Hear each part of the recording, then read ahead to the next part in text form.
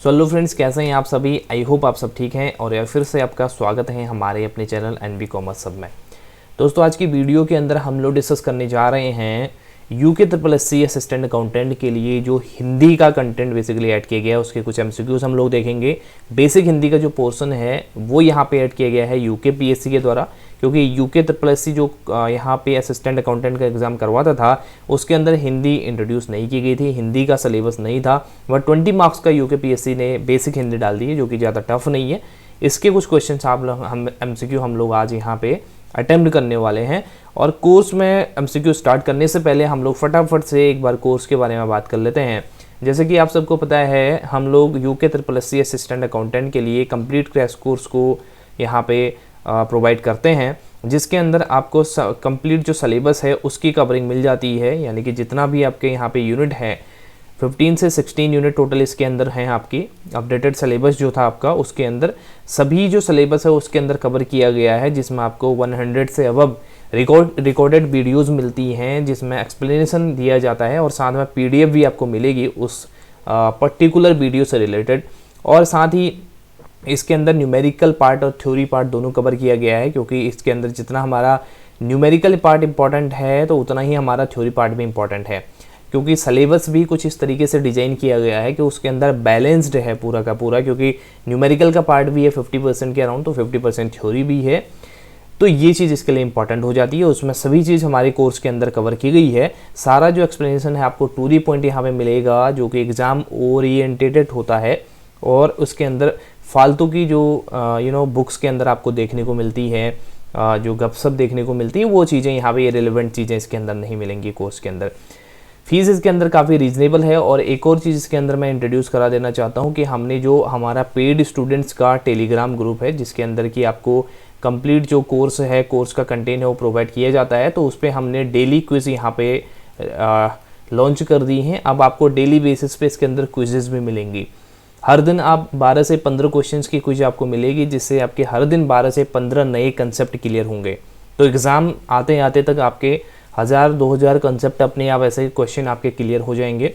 तो ये चीज़ काफ़ी इंपॉर्टेंट है, जो पेड स्टूडेंट्स हैं उनके लिए ये फैसिलिटी अवेलेबल है टेलीग्राम चैनल पे, हमारे जो प्राइवेट टेलीग्राम चैनल है। तो अगर आप कोर्स में इनरोल करना चाहते हैं, जिसमें कंसेप्ट की क्लैरिटी के साथ ही आपकी प्रैक्टिस भी होगी MCQ से रिलेटेड, तो उसके लिए मैंने यहाँ पे आपको नंबर दे दिया है 8394948137। ये व्हाट्सएप नंबर है, इस पर आप क्वेरी कर सकते हैं और अपनी कोर्स को अवेल कर सकते हैं और अपनी तैयारी को बूस्टअप कर सकते हैं। तो चलिए स्टार्ट करते हैं हम आज के क्वेश्चंस को।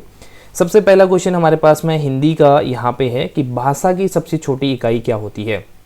देखिए, सबसे पहली चीज़ तो हम देखिए भाषा को समझते हैं। भाषा क्या होती है आप सबको पता है, उसकी एक इकाई होती है। इकाई इन द सेंस कि जिनसे मिलके बेसिकली भाषा बनेगी, और जो पर्टिकुलरली एक पार्ट है भाषा का, मतलब एक भाग कह सकते हैं आप। सबसे छोटा भाग कौन सा होता है भाषा का, जिससे कि भाषा का निर्माण किया जाता है। उसके लिए अलग अलग कंपोनेंट्स होते हैं, बट सबसे छोटा कौन सा होता है, शब्द होता है, व्यंजन, स्वर या वर्ण।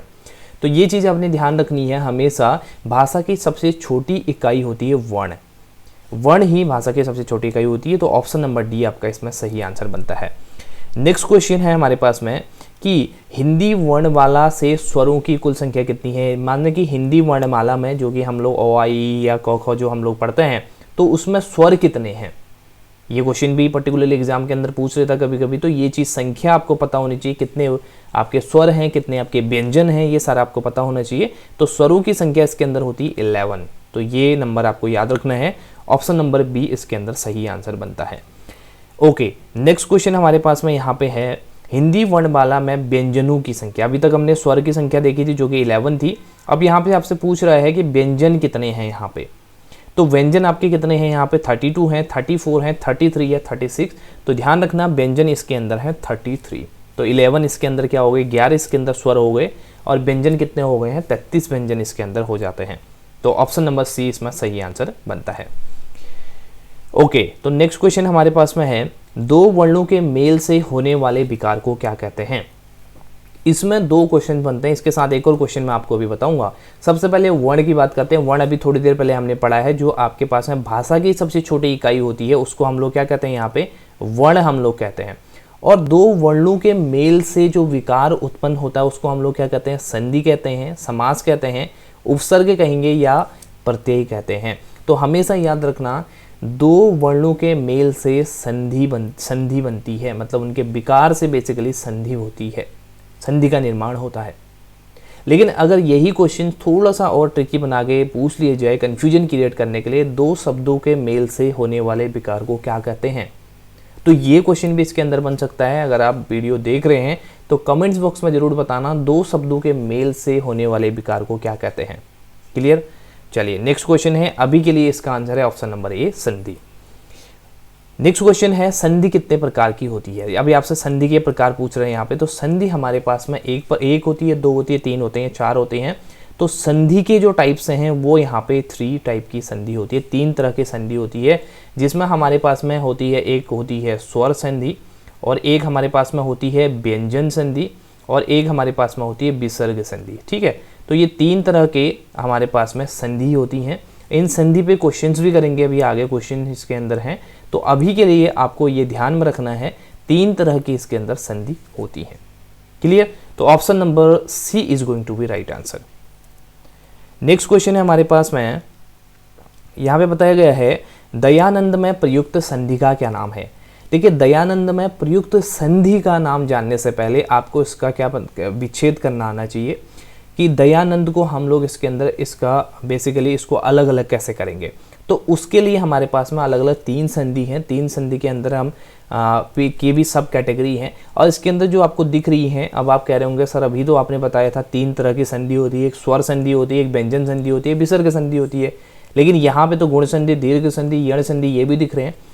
तो दोस्तों ये इसके अंदर क्या है कि ये जो गुण संधि है, ये दीर्घ संधि है, ये यण संधि है, ये तीनों जो संधियां हैं ये आपके होती है, जो हमने थोड़ी देर पहले पढ़ी थी अभी, स्वर संधि के पार्ट होते हैं। ठीक है, ये स्वर संधि के भाग होते हैं। फिर ये व्यंजन संधि अलग होती है। स्वर संधि के और भी इसके अंदर पार्ट होते हैं, अभी मैं आपको बताऊंगा। इसके अंदर अयादि संधि होती है, इसके अंदर गुण दीर्घ संधि, गुण संधि और इसके अंदर और संधियाँ होती हैं, तो उसकी डिस्कशन हम करेंगे। लेकिन अभी के लिए आपको ये बताना है कि दयानंद में प्रयुक्त संधि का क्या नाम है। तो ये इसके अंदर इंपॉर्टेंट क्वेश्चन है। तो दयानंद, ठीक है, दया आनंद, ये आप इसका अगर संधि विच्छेद करेंगे तो दया धन आनंद होता है।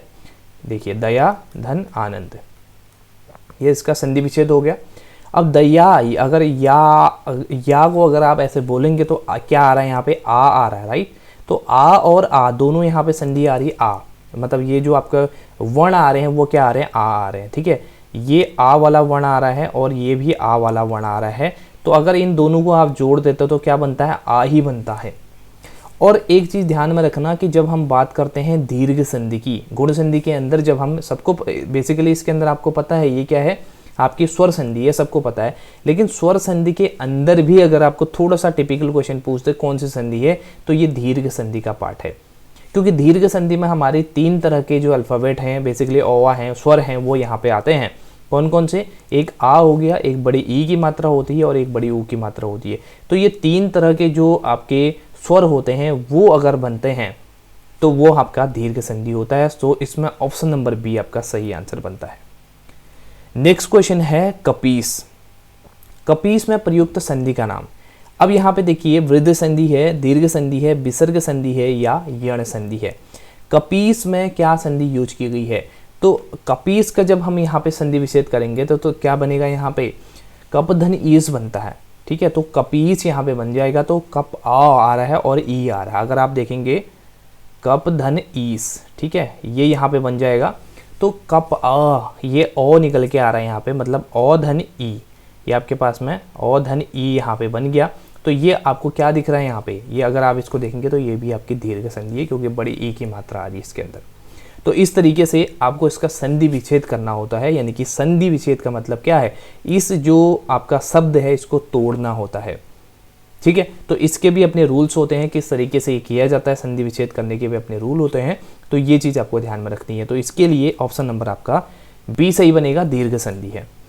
ओके, अब यहाँ पे आपसे बोला गया है सदैव में प्रयुक्त संधि का नाम बताइए। देखिए, सदैव में प्रयुक्त, सदैव व्यंजन संधि है, स्वर संधि है, विसर्ग संधि है या इनमें से कोई नहीं। तो इसका जो सही आंसर है वो है स्वर संधि, क्योंकि इसके अंदर आपको क्या दिख रहा है, सदैव, सदैव, औ धन, इसके अंदर सदैव में आपको सदा धन एव, सदा धन एव। अगर इसका संधि विच्छेद आप करते हैं इसके अंदर तो क्या होता है, सदा धन एव। तो ये आपका संधि विच्छेद इसके अंदर बनेगा, मतलब आ धन ए यहाँ पे बन रहा है। तो ये आपके पास में क्या है, स्वर संधि यहाँ पे होती है। ठीक है, तो ये ऑप्शन नंबर बी इसके अंदर सही आंसर बन जाएगा। अगर हम इसके बाद नेक्स्ट क्वेश्चन की बात करते हैं, पवित्र में प्रयुक्त संधि का क्या नाम है। पवित्र में प्रयुक्त संधि का नाम बताना है, यण संधि, गुण संधि, अयादि संधि या वृद्ध संधि। अब ये चारों जो है ना आपके स्वर संधि के ही भाग हैं। अगर स्वर संधि के भाग की बात अगर हम करते हैं, पहले तो हमारे पास 3 तरह की मेन जो संधियाँ होती हैं वो होती हैं, एक स्वर संधि होती है, एक व्यंजन संधि होती है, एक विसर्ग संधि। ये 3 मैंने आपको बताए। फिर स्वर संधि के अलग अलग पार्ट होते हैं, इसके अंदर दीर्घ संधि होती है, इसके अलावा गुण संधि होती है, वृत्त संधि होती है, यण संधि होती है, अयादि संधि होती है। यानी कि 5 तरह की संधियां इसके अंदर होती हैं, किसके अंदर, स्वर संधि के अंदर। तो आपसे बोला गया है पवित्र में कौन सा है। तो पवित्र के अंदर अगर हम देखेंगे तो इसके अंदर एक रूल मैं आपको बताता हूँ। अगर यो एक मिनट, यो, वो और रो 3 अगर अल्फ़ाबेट हैं, एक यो, आपने यहाँ पे ध्यान रखना है, यो, वो या रो, अगर ये 3 अल्फ़ाबेट आपके इसके अंदर आते हैं, किसी भी शब्द के बीच में आते हैं, तो वो हमारे पास में यण संधि होती है। ये चीज़ आपने ध्यान में रखनी है यहाँ पे, सॉरी अयादि संधि होती है। और यण संधि में भी यही चीज़ आती है। अब मैं इसका अयादि संधि बता दिया मैंने, यण संधि भी आपको बता देता हूँ। अब ये तो आपके पास में हो गई अयादि संधि, राइट। ये ऑप्शन नंबर सी हो गया अयादि संधि, क्योंकि इसके अंदर यो, वो, रो आपके पास में आ रहा है। लेकिन जो आपका यण संधि होता है उसमें भी आता है यो, वो, बट उसके साथ एक आधा शब्द होता है। जैसे मैंने बोला इत्यादि, इत्यादि में कौन सा आपका संधि है, तो इत्यादि में आपका आएगा यण संधि, क्योंकि यहाँ पे देखिए यो तो आ रहा है लेकिन आधा तो भी उसके आगे लगा हुआ है, तो इसीलिए ये वाला यण संधि में आता है। लेकिन अगर आप बीच में देखेंगे तो अयादि संधि के बीच में वो शब्द आता है यो, वो, ये अयादि संधि की पहचान होती है। और अयादि संधि में मैक्सिमम टाइम अगर हम बात करें 100 में से 95, 96, 97 टाइम्स जो हैं वो 3 वर्ड आते हैं सिर्फ। जैसे यहाँ पे पवित्र में भी 3 वर्ड यहाँ पे आ रहे हैं, पवित्र, पवित्र। तो ये चीज़ यहाँ पे ध्यान में रखने वाली होती है। इसके कुछ ट्रिक्स होते हैं, अपनी अपनी ट्रिक अपने हिसाब से आप लोग बना सकते हैं, जिस तरीके से आपको याद होता है। तो अभी के लिए इसका जो सही आंसर है वो है अयादि संधि। चलिए नेक्स्ट क्वेश्चन है इत्यादि। अब यहाँ पे इत्यादि अभी मैंने आपको एग्जाम्पल भी दिया। इत्यादि बेसिकली इसके अंदर क्या है, आपके पास में यण संधि है इसमें, ठीक है। यण संधि अगर आपसे पूछ लिया जाए इसके अंदर कौन सी संधि है, तो ये यण संधि है। और अगर यण से भी पहले आपसे पूछता है तो बेसिकली इसके अंदर क्या है, आपके पास में स्वर संधि है, ठीक है। तो इत्यादि का संधि विच्छेद आपसे बोला गया है कौन सा होगा, तो इसका संधि विच्छेद होता है आपके पास में इत धन आदि, इति धन आदि। तो ऑप्शन नंबर डी आपका सही आंसर बनेगा कि इति धन आदि, ये वाला जो ऑप्शन नंबर डी है वो सही आंसर आपका बनता है। इत्यादि को ऐसे इसका संधि विच्छेद किया जाता है। नेक्स्ट क्वेश्चन हमारे पास में है, निरर्थक का सही संधि विच्छेद कीजिए। अब निरर्थक एक वर्ड दिया गया है, इसका सही संधि विच्छेद आपको करना है। निर्धन अर्थक होगा, निरधन अर्थक होगा, निधन अर्थक होगा या निराधन अर्थक होगा। तो निरर्थक का जो सही संधि विच्छेद होता है बेसिकली इसके अंदर आर का लोप हो जाता है। और आर का जब लोप हो गया इसके अंदर तो यहाँ पे आपके पास में ये जो है यहाँ पे डॉट लग जाता है, और इसलिए यहाँ पे आपके पास में ये वाली जो साइन है ये बनती है ऑप्शन नंबर सी में निधन अर्थक। निधन अर्थक इसको अह पढ़ा जाता है, वैसे निधन अर्थक इसको पढ़ेंगे तो ये जो सही आंसर इसके अंदर बनता है, क्योंकि आर का इसके अंदर लोप हो जाता है। और अगर आपसे पूछा जाए कि ये किस तरह की संधि है, तो ये संधि होती है आपके पास में विसर्ग संधि, ठीक है।